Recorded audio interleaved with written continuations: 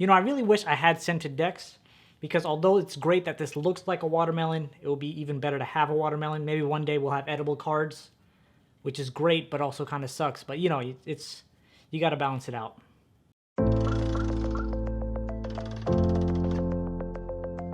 What's going on, guys? CardMechanic here, and today I'm going to be teaching you a card trick where the spectator could literally mess around with a pile of cards while you're outside of the room, and then you can come back and know exactly what they did. So, let's do it. Alright guys, now before continuing with this video, if you guys have not yet seen the performance, I'll put a link on the screen and description so you can go check that out and then come here, because as always, that just makes a lot more sense. Now just a little bit of background on this trick. This is known as a moving revelation, and it's a really, really nice trick because it's completely self-working and the math just works out so well. It's incredible. It fooled me the first couple of times I did it. So, let me get rid of these cards first because we don't really need that. And now the first thing that we're going to talk about, this trick does require a little bit of a setup. So I do not have the setup here. Give me 1 second. Okay, so here we go. You want to have the cards like this. You want Jack on top, Ace, 2, 3, 4, 5, 6, 7, 8, 9, 10. You have that in that order. Turn that over, put that on top of the deck, and now you're all set to get started. Now, of course, the main thing with any setup trick is that you want to shuffle the deck before you get started, because that elevates the effect of the actual trick. So there are a couple things you can do here. You can give the deck a few false cuts if you'd like, maintaining that stack on top. And then I also have a couple of false shuffles on my channel that you guys can go check out. I'll put the link on screen, description, you know, the usual stuff.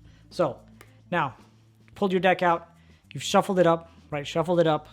You have it all set up and ready to go. Now you're going to tell the spectator you're going to take random numbers. Let's just say 11. Of course, but you want to take the top 11 cards. So you're going to say, let me just say number 11. So 1, 2, 3, 4, 5, 6, 7, 8, 9, 10, 11. Count off 11 cards right in front of them, and we don't really need the rest of the deck. So now from here, you have these cards. You can spread them out like this. Now you explain to the spectator that in a minute you're going to leave the room, close your eyes, turn around, or do something of that nature, and you want them to move a certain number of cards from the right-hand side to the left-hand side. And they're going to do it as follows. So now you give them an example, right? An example. In this example, what you're actually doing is you're setting up the trick for yourself.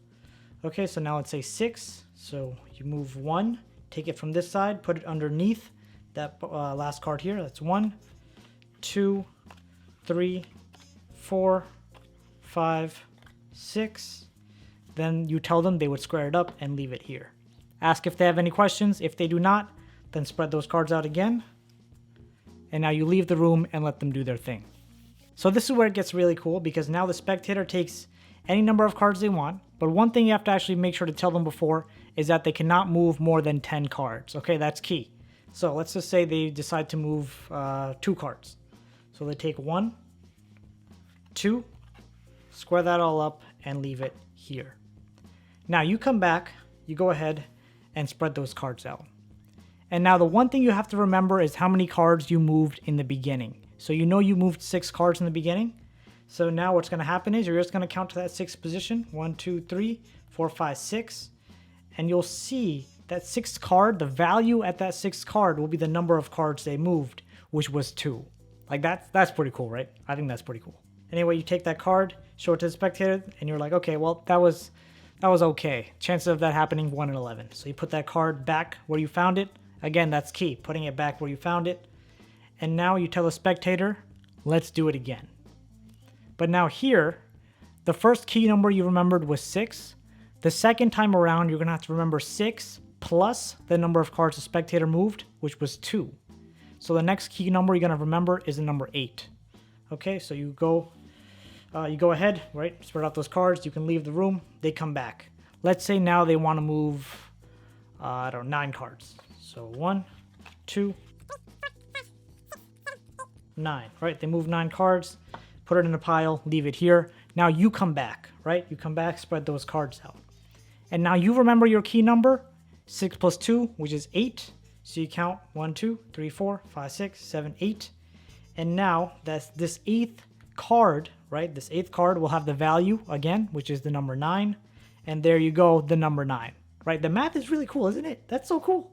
All right, now here, Again, put that card back exactly where it was. That's key. And of course, remember, as you're going ahead and picking these cards out, you do not want to count in front of them like 1, 2, 3, 4, 5, 6, 7, 8. Oh, there's your card. Don't do that. That's dumb. And you can see how I did it in my performance. The way I like to do is I like to go over like this, slowly draw that card, flip it over. This way they get kind of a magical effect there. Okay, now for this last part, I like to tell them, okay, chances of that happening were 1 out of 121.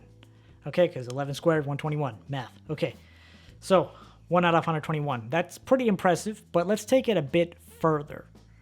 Okay, so you're going to do the same thing, except this time you're going to write down your prediction. And your prediction is going to be 6 plus 2 plus 9. 6 plus 2 plus 9 is 17. Okay, but now, of course, you can't really go ahead and count 17 cards. So what's going to happen is you're going to subtract 11. If the number ever exceeds 11 for the total sum, you're going to subtract 11. So 6 plus 2 plus 9, 17, minus 11 is... yeah, you're not really here, so I can't say is. But 17 minus 11 is 6. So you go ahead, take your piece of paper. I'm going to break my computer screen here. Take your piece of paper, write down the number 6. Hopefully you can see that. That says 6. All right, you write down the number 6. Of course, you don't show them that. You go ahead, put that here, square all that up, and leave it right in front of them as you leave the room or turn around, whatever. This way they know it's there the entire time. So now you go on ahead. You tell them that their prediction, that the prediction you put here will be the position in which their value is. Okay? So again, that's not the number that they moved, but the position that'll lead them to the value of the number that they moved. Okay, so you want to clarify that to the spectator. So the number 6 is there. So now you can leave, close your eyes, whatever. You move over, let's say the spectator moves 4 cards just to make life easy. 1, 2, 3, 4. Spectator squares it up, leaves it there.